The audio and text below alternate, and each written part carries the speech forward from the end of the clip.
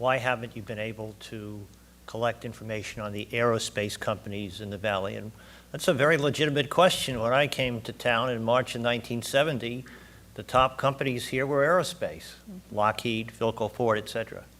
Well, we do have some Lockheed collections at Stanford. Several executives from Lockheed and others gave us papers. Pretty high level management in the company rather than what was going on in the lab.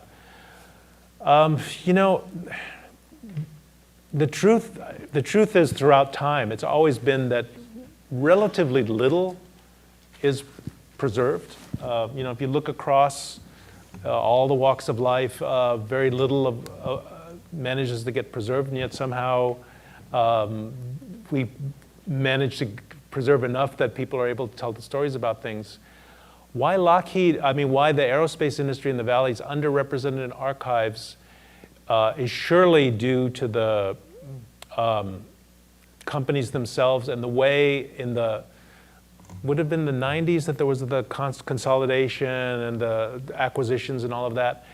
That is, whatever the industry, and have other stories in the chemical industry and the computer industry as well, acquisitions tend to be very bad news for archival preservation as a rule. In some cases, we might be called in because the buildings. Is that because information is lost? Yes, yes. What happens is if it's the good scenario would be, as was the case with Fairchild when it was sold, that somebody says, we've got a bunch of stuff here where it's all going to be sent over to National. You've got a few days to get your archivists over here and take away what you can. The rest is going away. The more likely case is that now the company that owns the material is in Texas, in New York, in Europe. Stauffer Chemical was a case where it was a European company that took it over.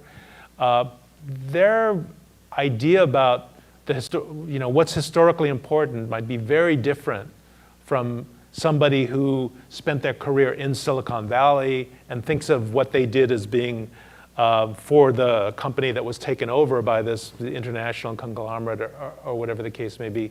So a lot of information was lost, I think, due to these corporate acquisitions and such that happened. A lot of the Lockheed documentation wasn't kept in Silicon Valley. It was kept in a facility in Southern California, and it's still there, but it's never made it out of the corporate archive.